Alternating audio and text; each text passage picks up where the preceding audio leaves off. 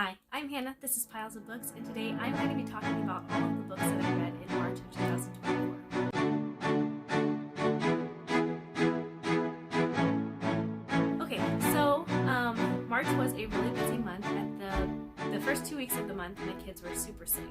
We don't get sick very often, so when we do, it seems like we get it really bad.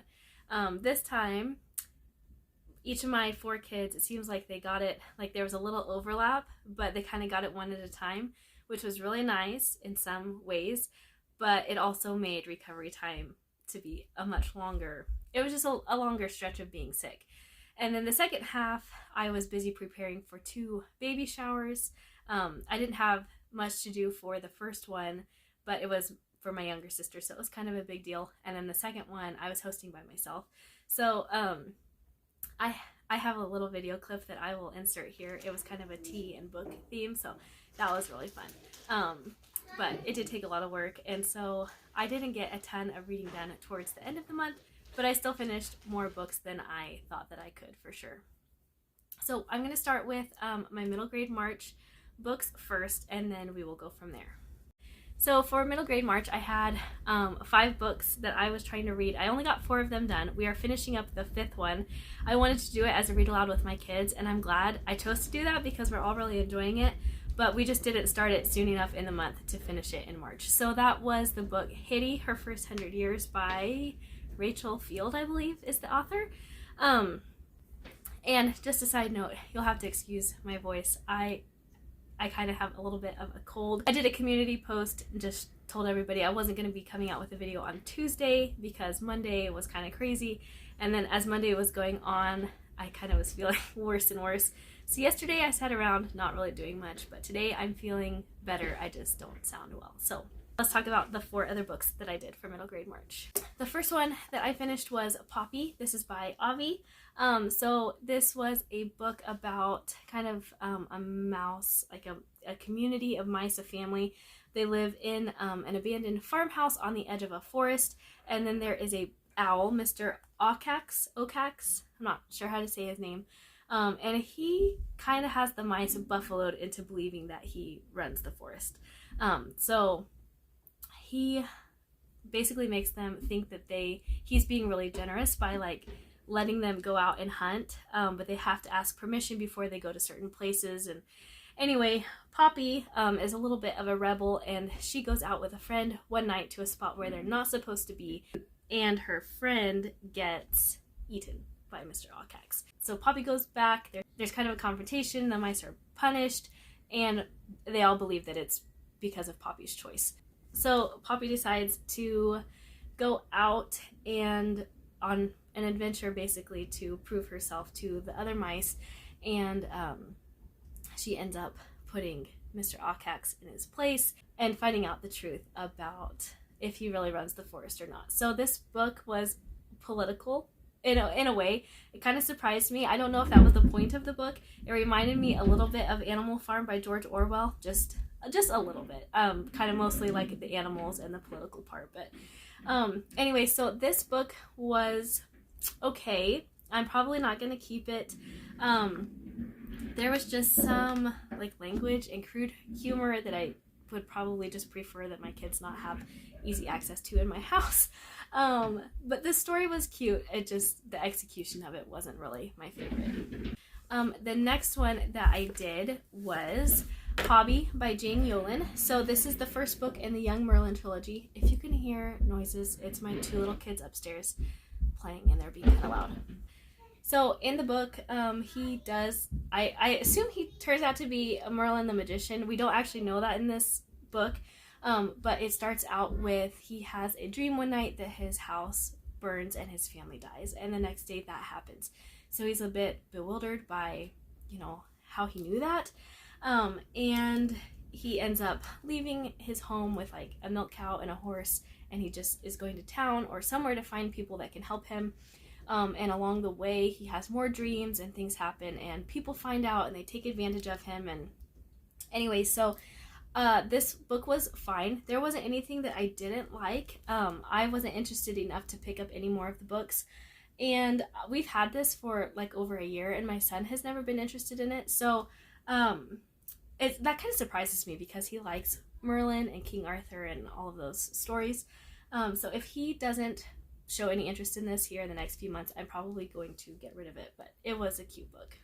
And then the next one that I did was Esbronza Rising by Pam Munoz Ryan. I really enjoyed this book. This was about a young girl named Esbronza. It starts at her family's ranch in Mexico. Her family is very well to do. They own this very large ranch. And there is an accident and her dad dies the night before her birthday. So she and her mom are kind of stuck between a rock and a hard place, and they have to flee Mexico. So they go with a family who works for them, but they are very close friends. And they all migrate to California, where they work on a migrant farm. And Esbronza has to learn how to, care for herself and care for others. She has to make some pretty big changes in her life. Watching her grow and change and all of the things that she has to go through was good. And I believe that this is based on Pam Munoz Ryan's grandmother, so I like that. There is talk of strikes in here, and I didn't know much about that, or I don't know much, so I would be interested in learning more about strikes on migrant farms. But yeah, this book was really good, and I am looking forward to when my kids can read it and appreciate the story, and we can talk about it together. And the last one that I did for middle grade March was the Penderwicks.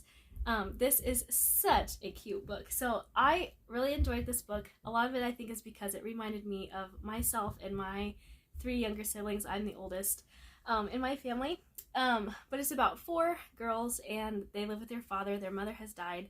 And they go stay in a cottage for 3 weeks, just like summer vacation, and they get into a lot of mischief, mishaps, misadventures, all the things. So as far as content considerations, there are several in this book. The oldest is like 12 and a half, and she has a crush on the teenage groundskeeper, basically gardener at the estate where they're staying. The girls kind of go behind their dad's back several times, hide things from him.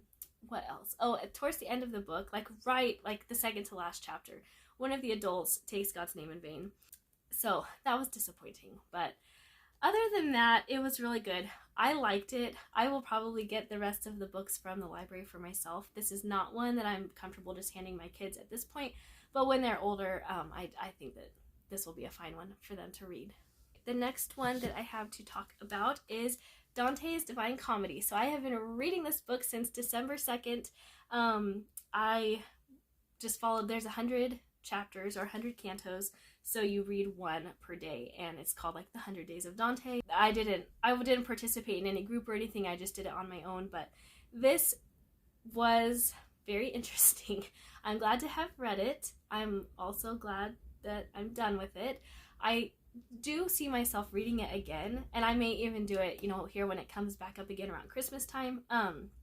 I'll probably read a different translation, hopefully one that's maybe a little bit easier to read. This wasn't too bad. It did surprise me at how readable it was. But Dante it starts with he enters hell, and that was harrowing to say the least. Some of the descriptions that we were given made my skin crawl. I assume it was supposed to be that way. Like, it was kind of depressing. And then he goes to purgatory, and purgatory is not a part of my personal faith tradition, but I can appreciate it for what it is in this book. And that was less depressing, but it was still sad just to see the people that, thought that they had done well, but they hadn't necessarily done the important things. And there were, that gave me a lot to think about. And then of course he goes to paradise, and so that was, very redeeming part of the story. It was very nice to read that after reading like 67 chapters of hell and purgatory. So yes, this was difficult to read, but I am glad that I read it. And this is the second book. It's not the second in the series, but the second that I have read in my Harvard Classics that are right here. There's actually a whole bunch of them, but you can't see them all. And so I am excited to have that done as well. And with that, I was reading a companion. I'll put a picture on the screen. I can't remember what it's called, but it's by Jason Baxter. And I did not finish that, so I just didn't have time towards the end of the month to read both things. So I do plan to go back and finish reading that here probably this month. But I was grateful to have that because it did just help to explain some things and point some things out that I probably would have missed otherwise. So next I had 2 audiobooks. The first one is Howard's End by E.M. Forster. I have a hard copy of this book and I started reading it, but then I just realized I didn't have enough time to finish all the books that I wanted to in March. So I found this one free with my Audible membership and I listened to it. So this book was okay. It was fine. I mean, I didn't love it, but there wasn't anything really negative about it either. So the story it centers around a house, Howard's End, and then the 2 families that kind of occupy it. So we have the Wilcoxes who own Howard's End, and they are very like progressive people. They own a car. This is like the early 1900s. They own a car. They're building a garage. They're modernizing the house, and then we have the Schlegel family, who the children are orphans. They're adults, but they're orphans. And so there's Margaret and Helen and their younger brother Tibby. And at the beginning of the book, Helen is at Howard's End. I don't remember the circumstances surrounding why she was there, but she was there, and she falls in love with one of the Wilcox boys, but as quickly as their romance blooms, it dies, and the wedding is called off. It's, swept under the rug, nothing happens, and then later in the story, it ends up being Margaret who connects the 2 families and moves to Howard's End. So there were definitely a lot of surprises around that. I don't want to give anything away. This was one that I read alongside The Literary Life. So I listened to the whole book and then I went back and listened to the podcast episodes. I believe there were 5. There were 4 or 5. And they just broke down just sections of the book and talked about it. So I definitely think that I would have liked this book more had I been reading it. I struggle with audiobooks. I'm trying to overcome that. I find that I can't be immersed in the book, in the world. Like I can't live there with these people when I'm listening to it rather than reading it. So that is a little bit unfortunate, but it was still a good story. I enjoyed it. It was fine. It wasn't anything spectacular in my opinion, but I see the importance of it, and I will probably end up reading the other 2 E.M. Forster books that I own. So yeah, it was good. There was one part where I definitely was just kind of over it. Like 2/3 of the way through the book, I was just like, okay, I'm done. But, and I told my husband that I remember telling him, if this book does not have a redeeming ending, this is going to be a huge waste of my time. And it did have a redeeming ending. So it wasn't like a super happy ending, but it was redemptive. And yeah, so anyway, that was a good one. It wasn't my favorite, but it wasn't terrible either. The second audiobook I did, I do have my hard copy here to show you, and that is The Common Rule by Justin Webmel Early. So again, I just was running out of time to read books. This one was like 5 hours and 45 minutes. It was free with my Audible membership as well. So I listened to it and I really enjoyed it. The narrator, he does not narrate it, but the narrator did a really good job. So the introduction to this book is basically just his backstory. He dealt with a lot of anxiety and like chronic fatigue and just different things, some health issues. And he just realized at one point basically like he was missing out on a lot of the important things of life. So he sat down with his wife, he did some research, they made a list of things to prioritize in his life, and he called it The Common Rule. So there are 4 daily habits and 4 weekly habits that he mentions, and I have them written on the list, so I will share them. The daily habits are kneeling prayer at morning, noon, and night, 1 meal with others, 1 hour with phone off, and scripture before phone. And then the weekly habits are 1 hour of conversation with a friend, curate media to 4 hours, fast from something for 24 hours, and Sabbath. So I was really inspired by the book, and I have already set out implementing those habits in my life in the month of April, so I'm excited to share that probably at the end of the month, just kind of how that went. So this was it was really good. I have raved about this to several people already. I thought it was great. It was, like I said, it was very easy to read. He gives lots and lots of just like reasons behind why he chose these habits, resources to read more about these kinds of habits, just like, yeah, book recommendations, stories. Just I thought it was great. It really was. It probably was my favorite book in March. It was really good. I'm glad that I read it, and I am glad that I own a copy of it so that I can lend it out, but also so that I can reference it myself. I'm sure I will many times in the years to come. So the next two books that I have are really similar to each other and kind of similar to The Common Rule. The first one is Growing Up Social by Gary Chapman and Arlene Pellicane.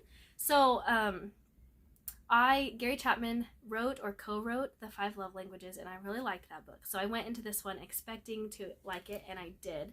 I've never read anything by Arlene, but I will probably look up some of her books in the future. So this is really just about, like it says, raising relational kids in a screen-driven world. So, you know, technology's here to stay, screens are here to stay. How can we use them to our benefit? This was really, though, probably even more so just like how to limit them in your home. And there were, let me see if I can find, they had pages of like ideas, 8 ways to help your children finish homework. So just really, you know, practical things to do, and yeah, this book was good. It was really good. There were some eye-opening things in here. There was definitely a lot of things to think about in here. So I like this one a lot. I've got lots of tabs, as you can see, and again, this is another one that I'm sure I will reference many times in the future. And then the next one was, again, very similar, Disconnected by Thomas Kirsting. So this book was published in 2020. Growing Up Social was published in 2014. So as fast as we know technology changes, this one was more relevant, I think. There were some, this was more like the science side, like what technology does to our brains. It was super good. As similar as these were, I mean, they were obviously, they're the same thing. They're like about the same thing, but they are different too. And so I wouldn't probably be able to pick between one or the other, which is my favorite, because I don't know, they just were different enough. But anyway, so he just goes over more, yeah, of the scientific side of it. This was really good. This is definitely another one that I will be keeping and referencing many times. So you will notice that I don't have any tabs on this book, even though I thought it was so good.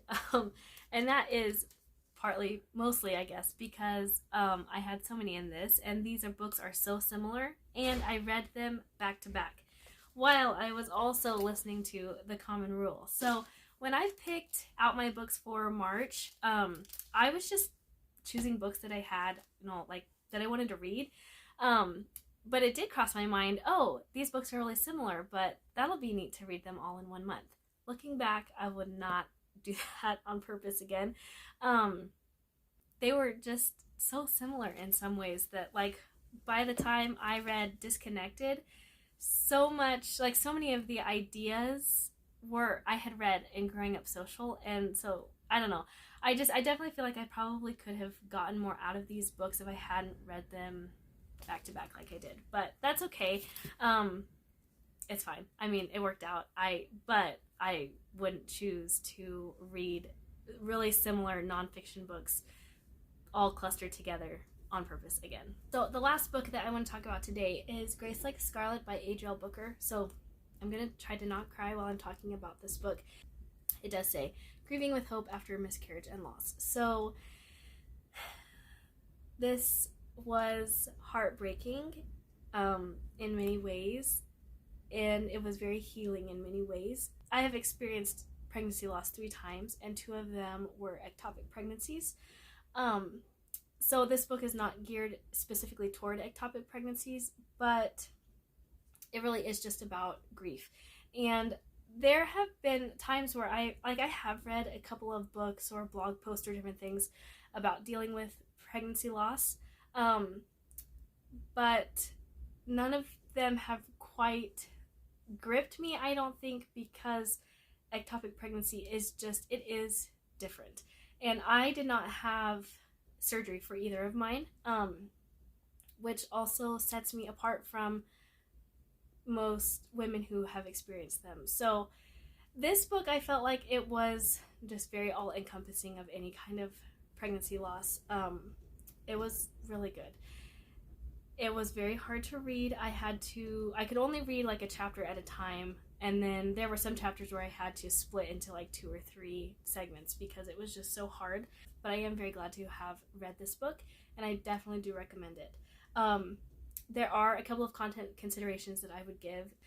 It's not so much that I disagree with them as just I think that they are worth pointing out. So she does mention like going to get drinks with friends, or her husband, you know, going out for beers and burgers with friends or something. And then there are a couple of times where swear words are used. One of them is herself just in her own writing, her own thoughts. But then the other instance was a letter that was written to her, I believe. So anyway, those things aside, I thought that this book was excellent and very much worth the read if you have been through something like this, or you know someone who's been through something like this, or you know, just any kind of case like that. This book was excellent in many ways. As difficult as it was a good read.